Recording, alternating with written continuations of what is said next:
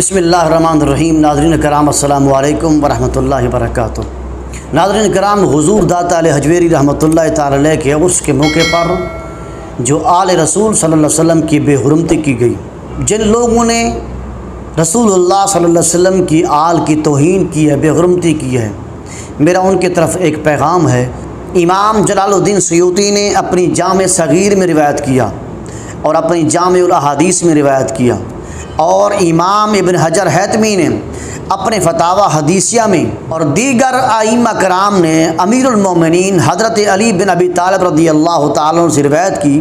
آپ روایت فرماتے ہیں کہ رسول اللہ صلی اللہ علیہ وسلم نے ارشاد فرمایا، اپنی اولادوں کو 3 چیزوں کا ادب سکھاؤ۔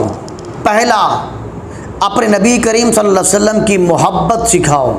دوسرا، اپنے نبی کریم صلی اللہ علیہ وسلم کی اہل بیت کی محبت سکھاؤ۔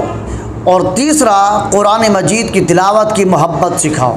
اور جس بندے کا ان 3 چیزوں پر خاتمہ ہو، یعنی اللہ کے نبی صلی اللہ علیہ وسلم کی محبت بھی ہو، اور حضور کی اہل بیت کی محبت بھی ہو، اور قرآن کی تلاوت اور قرآن سے محبت بھی ہوگی، تو انشاءاللہ وہ کامیاب ہوگا۔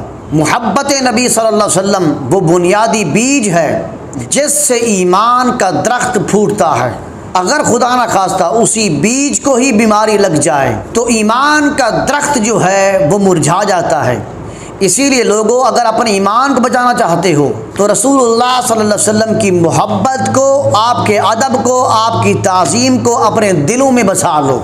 اس کے دل میں حضور کی آل کی محبت بھی ہو، اس کے دل میں حضور کی آل کا ادب اور احترام بھی ہو، تب اس بندے کو حضور کی محبت فائدہ دے گی۔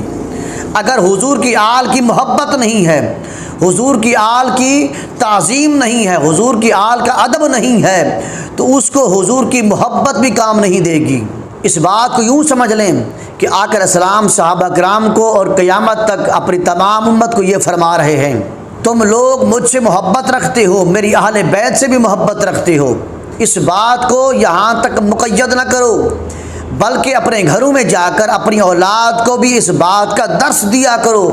جیسے ہم حضور کی ذات سے محبت کرتے ہیں، حضور کی اہل بیت سے محبت کرتے ہیں، اسی طرح اپنی اولاد کو بھی اس بات کا درس دو لوگوں کہ تمہاری آنے والی نسلیں بھی حضور کی ذات سے بھی محبت، حضور کی اہل بیت اطہار سے بھی محبت کریں۔ امام طبرانی اور امام حاکم روایت کرتے ہیں، اگر کوئی شخص بیت اللہ شریف کے ایک کونے میں اور مقام ابراہیم کے درمیان چلا جائے اور نماز پڑھتا رہے، دن میں روزے رکھتا رہے، رات کو قیام کرتا رہے، پھر حضور کی اہل بیت کی دشمنی پر مر جائے تو فرمایا وہ سیدھا جہنم میں جائے گا۔ اسی طرح امام بیہقی نے شعب الایمان میں حضرت علی کرم اللہ تعالی وجہ الکریم سے روایت کی کہ رسول اللہ صلی اللہ علیہ وسلم شاہ فرمایا، جو شخص میری عطرت طیبہ اور انصار کو نہیں پہچانتا، یعنی ان کی تعظیم نہیں کرتا، ان کا ادب نہیں کرتا، تو فرمایا اس کی 3 میں سے کوئی ایک وجہ ہوگی، یا تو وہ منافق ہوگا، یا ولد زنا ہوگا، یا جب اس کی ماں اس سے حاملہ ہوئی ہوگی تو وہ پاک نہیں ہوگی۔ سیدی عبد الوہاب شعرانی فرماتے ہیں، سید شریف نے حضرت خطاب رحمۃ اللہ علیہ کی خانقاہ میں بیان کیا کہ کاشف البحیرہ نے ایک سید کو مارا تھا، تو اسے اسی رات خواب میں رسول اللہ صلی اللہ علیہ وسلم کی اس حال میں زیارت ہوئی کہ آپ اس سے منہ پھیر رہے ہیں۔ اس نے عرض کی، یا رسول اللہ صلی اللہ علیہ وسلم، میرا کیا گناہ ہے؟ ارشاد فرمایا، تو مجھے مارتا ہے حالانکہ میں قیامت کے دن تیرا شفیع ہوں گا۔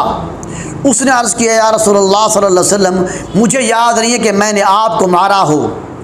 آپ نے فرمایا، کیا تو نے میری اولاد کو نہیں مارا؟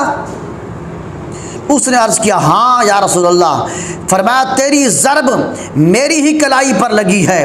پھر آپ نے اپنی کلائی مبارک سے کپڑا ہٹا کر دکھایا جس پر ورم تھا، جیسے کہ کوئی مکھی وغیرہ ڈنگ مار گئی ہو۔ جس بندے نے حضور کی آل کی توہین کی ہے، حضور کی آل پر جوتا پھینکا ہے، میں اسے کہتا ہوں جاؤ اس کے دروازے پر جا کر معافی مانگو، توبہ استغفار کرو، ہم اللہ تعالیٰ سے پناہ چاہتے ہیں۔